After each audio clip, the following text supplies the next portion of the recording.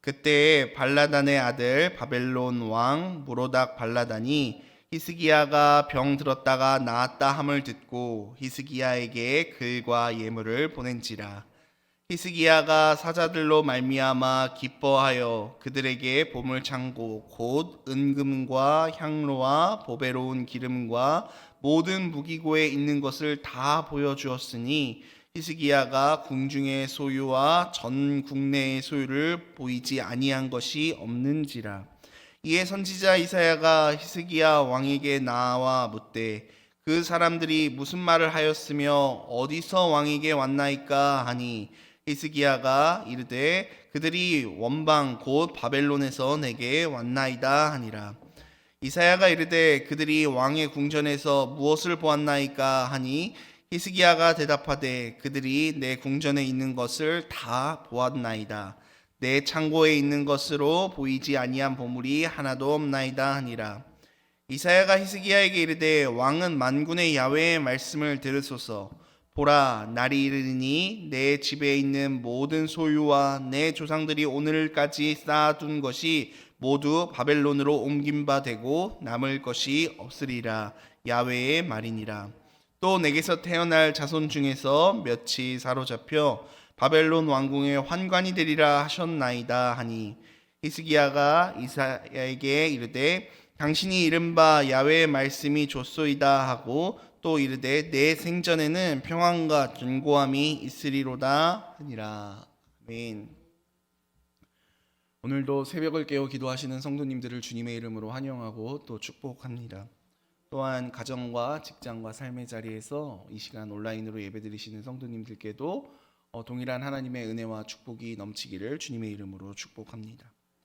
오늘은 이 이사야서 39장 말씀을 근거로 은혜 그 이후의 삶이라는 제목으로 함께 말씀을 나누기를 원합니다. 놀이공원 가보신 적 있으신가요? 저는 이제 그 월요일마다 우리 딸 아이를 데리고 가까운 잠실이나 혹은 용인에 있는 그 놀이동산에 종종 가는데요. 보통 평일인 월요일임에도 불구하고 정말 인기가 많은 그 놀이기구의 경우에는 정말 사람들이 많은 줄을 서 있는 것을 보게 됩니다. 가장 인기 있는 놀이기구들이 몇 개가 있지만 그 중에서 항상 줄이 많은 놀이기구 중 하나가 롤러코스터. 우리 어르신들에게는 독수리 요새 88열차 이런 걸로 좀 더 알려져 있죠. 그 롤러코스터는 언제 어떻게 가도 항상 줄이 길게 늘어서 있는 모습을 보게 됩니다. 빠른 속도로 운행을 하면서 엄청난 높이에서 갑자기 떨어지기도 하고 또 솟구치기도 하는 그러한 스릴 만점의 놀이기구를 우리가 롤러코스터라 부르지 않습니까? 이러한 롤러코스터의 그 특징 때문인지 모르겠지만 종종 사람의 삶을 그 인생을 롤러코스터에 비유하는 것을 우리는 종종 듣게 됩니다. 때로는 높은 고점에 있다가도 어느 날 한순간 눈 깜빡할 사이에 낮고 낮은 곳으로 떨어지는 그러한 삶. 더 나아가 개인의 신앙도 이처럼 이런 롤러코스터를 타는 것과 같이 보일 때가 얼마나 많이 있는지 모릅니다. 종종 그런 분들을 보게 됩니다. 와, 저 사람이 내가 알던 그 사람이 맞나 싶을 정도로 정말 그분이 개과천선하여서 하나님을 만나고 아름다운 성도로서 신앙생활을 해 나아가는 모습을 종종 보게 됩니다. 또한 반대로 정말 멋있게 신앙생활을 하셨던 성도님에도 불구하고 어느 순간 하나님을 떠나는 그러한 안타까운 모습도 우리가 교회에서 종종 보게 되지요. 오늘 본문의 히스기야 왕도 이처럼 비슷한 모습을 보여주고 있습니다. 우리는 지금 이번 한 주 동안 계속 히스기야 왕에 대해서 살펴보았는데요. 히스기야 왕은 정말 하나님의 그 은혜와 하나님의 그 놀라운 기적의 체험을 많이 한 사람입니다. 하나님과의 그 추억이 정말 많았던 사람이 히스기야입니다.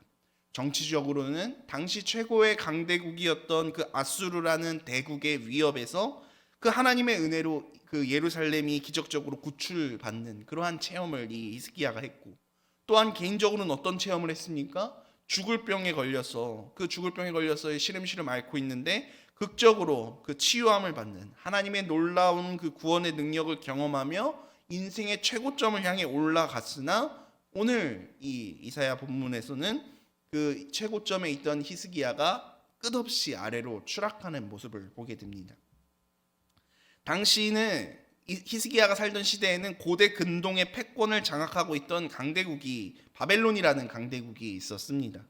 이 바벨론의 왕으로부터 히스기야가 인정을 받자 히스기야는 다시 그 하나님께서 베풀어 주셨던 놀라운 은혜와 그 역사를 잊고 다시금 이방 나라와 정치적인 동맹을 맺고 그 이방 나라의 손을 붙잡았다라는 것이 오늘 본문의 주된 내용입니다.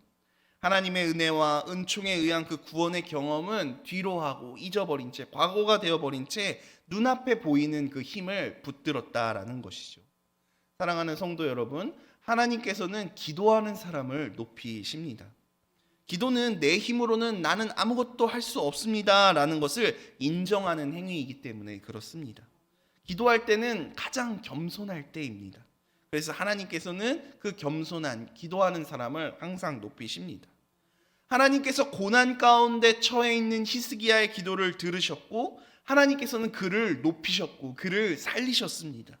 그는 사람의 힘으로는 도무지 생각할 수도 계획할 수도 없는 그 은혜를 기도로 말미암아 받은 사람이었습니다. 하나님의 말씀대로 히스기야는 죽을 병에서 회복되어 생명을 연장받았습니다. 놀라운 은혜를 체험한 것이죠. 간절히 부르짖은 결과 하나님께서는 그에게 큰 은혜를 베푸셨습니다. 이러한 히스기야의 소식을 누가 들었냐면은 바벨론의 왕이 들었다라고 합니다. 그래서 오늘 본문 1절에 보니까 히스기야 왕에게 바벨론의 왕이 글과 예물을 보냈다라고 이야기합니다. 1절 말씀을 제가 다시 한번 읽어보겠습니다. 1절에 보니까 그때는 그 히스기야가 병이 나았다라는 소식을 들은 그때입니다. 히스기야가 병이 났고 발라단의 아들 바벨론의 왕 무로닥 발라단이 히스기야가 병들었다가 나았다 함을 듣고 히스기야에게 글과 예물을 보낸지라 라고 말씀합니다. 이웃나라 왕이 병들었다가 나았다라는 소식을 지금 이 바벨론 왕이 들은 것입니다. 그리고 사신을 보내서 축하하는 것입니다. 문제는 지금 이 바벨론이라는 나라의 힘은 매우 강력하고 지금 이 히스기야가 속한 이 유다라는 나라는 너무나도 약소국이라는 데에 있습니다. 바벨론의 왕이 유다의 왕의 회복을 축하하려고 사절을 보내는 일은 성경 속 그 이스라엘의 역사상 그 어디에도 등장하지 않은 첫 번째 있는 일입니다. 바벨론이 사신을 왜 보냈을까요? 단지 히스기야 왕이 병이 나았다라는 것을 축하하기 위해 보낸 것은 결코 아닙니다. 히스기야를 통해서 그 사신을 통해서 그 군사적인 그런 전략적인 어떠한 당시 바벨론과 그 남유다를 대체하고 있는 그 아수르라는 나라를 대적하기 위하여서 서로 정치적인 군사적인 동맹을 맺기 위해서 지금 바벨론이 사신을 보낸 것이지요. 히스기야는 이 바벨론의 사신을 반가이 맞아들입니다. 그리고 그들에게 보물창고 곧 은금과 향료와 보배로운 기름과 모든 무기고를 다 보여줬다라고 이야기합니다.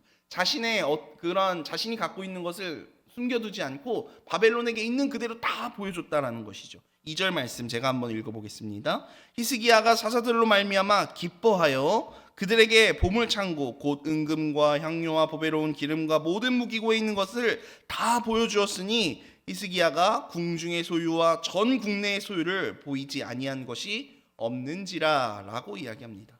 보물창고뿐만 아니라 무기고도 보여주었고 모든 소유를 보여주지 아니한 게 없었다라고 이야기합니다. 당시 바벨론과 유다는 아수르라는 공통된 적을 갖고 있었습니다. 바벨론 왕이 반아수르 전선을 더욱더 확장하기 위해서 사절을 보내자 그 아수르의 그 굴레에서 벗어날 기회를 노리던 히스기야는 앞뒤 돌아보지 않고 바로 그 이방 민족인 바벨론의 손을 잡았다라는 것이죠. 바벨론 왕이 예물을 보내면서 자신을 동맹의 한 축으로 정말 그 약소국이었던 유다를 그 동맹의 한 축으로 인정해 준 것에 지금 히스기야는 매우 고무되어 있습니다. 자신의 국력을 보여주고 내가 이만한 군사를 갖고 있어, 내가 이러한 보물을 갖고 있어 라고 바벨론에게 지금 과시하면서 자신의 경제력과 군사력을 지금 이제 보여주고 있는 것입니다. 37장에서 보면은 사네립이 야훼를 모독하는 서신을 보내자 그것을 받은 히스기야가 분노하는 장면이 나오는데, 오늘 이 바벨론의 서신을 받고 자만심에 빠져 유다의 힘과 부를 자랑하고 최소한의 경계마저 풀고 나라의 모든 것을 그냥 있는 것 없는 것 없이 다 보여주는 이러한 모습을 보게 됩니다. 이러한 히스기야의 모습을 보고 히스기야가 병들어 죽게 되었을 때처럼 이사야 선지자가 히스기야 앞에 딱 나타납니다. 그 말씀이 3절에 나오는데요. 3절 말씀 제가 한번 읽어보겠습니다. 이에 선지자 이사야가 히스기야 왕에게 나와 묻되 그 사람들이 무슨 말을 하였으며 어디서 왕에게 왔나이까 하니 히스기야가 이르되 그들이 원방 곧 바벨론에서 내게 왔나이다 하니라 라고 히스기야가 대답합니다. 이번에는 하나님의 말씀을 전하기에 앞서서 이사야 선지자가 히스기야 왕에게 묻습니다. 그 사람들이 무슨 말을 했습니까? 또 어디에서 왔습니까? 라고 두 가지 질문을 합니다. 왕은 간단하게 먼 나라 바벨론에서 왔습니다 라고 알려줍니다. 이사야가 다시 4절에서 이렇게 묻습니다. 이사야가 이르되 그들이 왕의 궁전에서 무엇을 보았나이까? 라고 묻자 히스기야가 대답하되 그들이 내 궁전에 있는 것을 다 보았으니 내 창고에 있는 것으로 보이지 아니한 보물이 하나도 없나이다 하니라 라고 말합니다. 왕은 그들에게 궁중에 있는 그 모든 것들을 다 남김없이 보여줬다라고 이야기합니다. 바벨론 왕이 보낸 사신들로 말미암아 기뻐한 히스기야의 태도에 전혀 변화가 없음을 시사해 줍니다. 이사야 선지자가 와서 지금 히스기야에게 이렇게 질문하는 이유는 자신의 처지를, 그 히스기야의 마음을 한번 되돌아보라라는 그 기회를 준 것입니다. 하나님은 우리에게 복을 주시는 하나님이 분명합니다. 병을 고치시는 하나님이시고 우리가 어려운 상황과 환경을 만났을 때 그것을 고치시는 하나님이십니다. 근데 하나님께 또한 복을 받고 또 그것을 구하는 행위는 결코 나쁜 게 아닙니다. 태초에 하나님께서 남자와 여자를 지으시고 가장 먼저 하신 일은 복을 주시는 일이었다라고 창세기는 기록하고 있습니다. 하나님은 우리에게 복을 주시는 하나님이시고 우리는 그 복을 받는 자리에 있는 그러한 하나님께서 사람을 처음 만드신 그 세팅값이 그러하였다라는 것이죠. 근데요, 문제는 오늘 본문의 히스기야처럼 하나님께 복을 받은 이후의 삶에서 항상 일어나더라라는 말입니다. 하나님께서 복을 주시고 은혜를 부어주셨다면 마땅히 그 받은 복을 세어보고 그 주신 은혜를 감사하며 하나님을 찬양해야 하는데, 겸손하게 더욱더 하나님을 의지하는 삶을 살아가야 하는데, 그럼에도 불구하고 히스기야와 우리는 그렇지 못한 삶을 살아갈 때가 종종 있더라라는 말입니다. 하나님의 어떠한 그런 인정과 하나님의 도움보다 눈앞에 보이는 저 강대국 바벨론의 힘을 더욱더 의지하고 하나님의 그 초자연적인 능력을 체험하기까지 했던 그가 그 놀라운 하나님의 은혜를 경험한 이후에 그 이후의 삶에서는 그 주님께서 주신 은혜는 단순히 과거에 머물 뿐 현재에서 그 어떠한 일도 하지 못하는 그러한 모습을 지금 히스기야가 보여주고 있다라는 것입니다. 하나님께서는 이 히스기야의 교만과 불신앙에 대하여 심판을 선언하시는데요, 히스기야의 행위에 상응하는 형태의 심판입니다. 히스기야가 바벨론 사신들에게 보여준 것들이 모두 바벨론에게 넘어간다라고 하나님 말씀하십니다. 히스기야의 답변을 들은 즉시 이사야는 이렇게 이야기합니다. 5절 말씀해 보니까 이사야가 히스기야에게 이르되 왕은 만군의 야훼 말씀을 들으소서라고 이야기합니다. 만군의 야훼께서 당신에게 하나님을 의지하지 않고 이방 세력과 연합하려는 히스기야 왕에게 지금 심판을 선포합니다. 히스기야 왕이여 들으십시오 라고 선포하는 것입니다. 6절에 보니 보라 날이 이르리니 내 집에 있는 모든 소유와 내 조상들이 오늘날까지 쌓아둔 그 모든 것들이 바벨론으로 옮김바 되고 너희 집에 남은 것이 하나도 없으리라 야훼의 말씀이라 라고 말씀합니다. 하나님이 아닌 바벨론을 의지했던 히스기야의 태도가 초래한 심판으로 유다는 모든 물적, 인적 자원을 바벨론에게 뺏기게 된다라는 그러한 치명적인 피해를 입게 된다라고 하나님은 말씀하십니다. 히스기야와 그의 조상들이 오늘날까지 모아두었던 그 재물들이 하나도 남김없이 다 바벨론으로 간다라는 것이지요. 히스기야가 자랑스럽게 이것이 내가 지금까지 이룬 것입니다 라고 바벨론 사절들에게 보여주었던 것들이 다 바벨론 사람들에 의해서 약탈당하게 될 것이다 라는 것입니다. 그뿐만이 아닙니다. 7절 말씀에 보니까 너에게서 태어날 자손 중에서 몇이 사로잡혀 바벨론 왕궁의 환관이 되리라 하셨나이다 하니, 히스기야에게 태어난 아들들 가운데 그 왕자들 가운데 몇 명이 사로잡혀서 바벨론 왕궁의 환관이 된다라고 하나님 말씀하십니다. 하나님 대신 바벨론 왕을 선택한 결과로 예루살렘에서 통치해야 할 그 다윗의 자손들이 포로로 끌려가 바벨론 왕을 섬기게 된다라고 이야기하는 것이지요. 히스기야가 의지한 바벨론에 의해 그의 나라가 약탈을 당하고 그의 후손들이 수치를 당하게 된다라고 하나님은 지금 말씀하시는 것입니다. 야훼를 버리고 강대국을 의존한다는 점에서 히스기야는 그의 아버지였던 아하스 왕과 별로 다르지 않은 삶을 살고 있습니다. 근데요, 더 놀라운 것은 이러한 하나님의 심판 선언 앞에 히스기야의 답변이 기가 막히는데, 이 히스기야가 이러한 하나님의 음성을 듣고 뭐라 답하는지 8절을 한번 보십시오. 8절에 보니까 히스기야가 이렇게 이야기합니다. 히스기야가 이사야에게 이르되 당신이 이른 바 야훼 말씀이 좋소이다 하고 그 말씀이 내게 맞습니다 라고 하고, 또 이르되 내 생전에는 평안과 견고함이 있으리로다 하니라, 이렇게 이야기합니다. 이게 지금 무슨 말입니까? 후손들은 어찌되었든지 나는 모르겠고 내 생전에 나의 평안과 견고함이 있으면 내 후손들, 내 다음 세대들은 어찌되든 상관없다라고 지금 히스기야 이야기하고 있는 것입니다. 생각해 보십시오. 그가 죽을 병이 걸렸을 때는 내가 죽고 살지 못하리라 라는 하나님의 음성을 들었을 때 그는 이것을 수용하지 않고 하나님, 내가 하나님 앞에서 선하게 행하였던 것을 기억하여 주십시오 라고 하나님 앞에 매달려서 그의 목숨을 구원받은 사람이었습니다. 근데 히스기야는 오늘 본문에서 모든 소유를 빼앗기고 자신의 자녀들의 일부가 유배를 당하리라라는 이 엄중한 심판 앞에 무릎을 꿇고 엎드려 하나님께 죄를 고하는 그러한 장면이 아닌 좋습니다 하고 그것을 있는 그대로 받아들입니다. 내 평생, 내 대에는 평안을 누리고 견고함을 누리면 뭐 됐죠, 뭐 이런 식으로 이야기를 하는 거예요. 히스기야가 얼마나 무책임하고 이기적입니까? 하나님의 은혜를 누릴 만큼 누린 자가, 그 하나님으로 말미암아 생전의 평안과 견고함을 누린 히스기야가 후대에는 내 자손들은 어찌 되든지 생전에 뭐 나의 생전만 평안하고 견고하다면 나는 괜찮습니다 라고 이야기하는 것입니다. 이것이 오늘 우리가 함께 읽은 이 이사야 39장의 본문의 내용인데요, 이러한 히스기야의 모습은 우리에게 몇 가지 교훈을 전달해 줍니다. 먼저는 우리는 지난날 하나님께서 베풀어 주신 그 은혜를 반드시 기억해야 하고 매 순간순간마다 하나님을 의지해야 한다라는 사실을 오늘 본문을 통해서 우리는 알 수 있습니다. 히스기야는 분명히 하나님의 그 놀라운 은혜를 받고 체험한 사람입니다. 그럼에도 불구하고 그는 그 주신 은혜를 기억하지 못했습니다.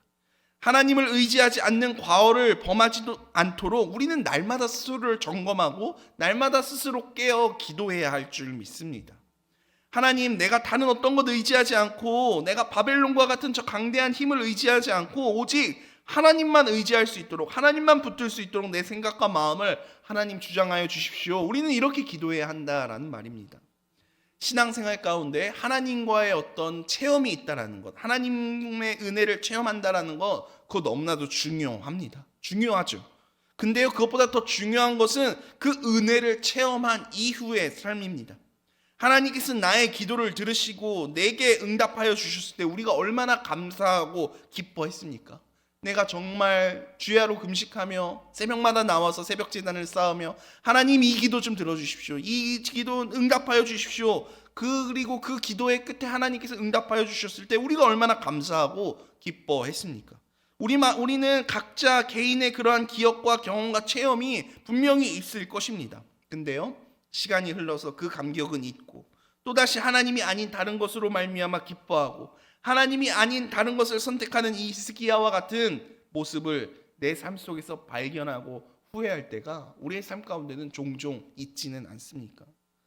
오늘 히스기야의 일을 반면교사 삼아서 우리는 하나님께서 기뻐하시는 삶, 매 순간 언제든지 우리가 무엇을 하든지 내 일평생에 오직 야훼 하나님만이 나의 힘이 되신다, 그분만이 나의 은혜요 나의 구원이 되신다라는 사실을 믿고 의지하며 나아가는 그러한 우리 여의도 순복음 송파교회 성도님들 모두가 되셔야 될 줄 믿습니다. 오늘도 우리에게 주어주신 이 하루 가운데서 다른 어떤 것 바라보지 아니하고 그 어떤 강한 힘이, 어떠한 그 큰 힘이 나를 도울 것처럼 보이는, 도울 힘이 있어 보이는 그것이 나에게 다가온다 할지라도 그런 것에 우리의 시선과 마음 빼앗기지 아니하고 언제나 임마누엘의 하나님, 나와 함께 하시는 그 하나님만을 바라보고 의지하시고 승리하며 나아가시는 사랑하는 성도님들 다 되시기를 주님의 이름으로 축원드립니다. 기도하겠습니다. 사랑과 은혜가 많으신 좋으신 아버지 하나님, 하나님, 오늘 이 히스기야의 사건을 통하여서 하나님 우리에게 말씀하여 주심에 감사드립니다.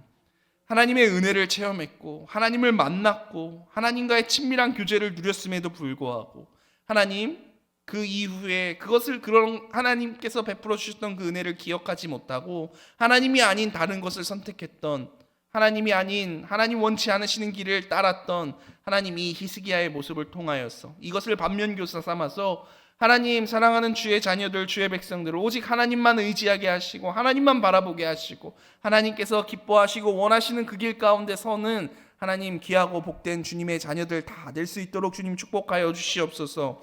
이른 아침 하나님께 받은 바 은혜 감사하여 귀한 예물 드린 손길들이 있습니다. 하나님 축복하여 주시옵시고 은혜를 더하여 주시옵소서. 감사드리며 모든 말씀 살아계신 예수님의 이름으로 기도드리옵나이다. 아멘.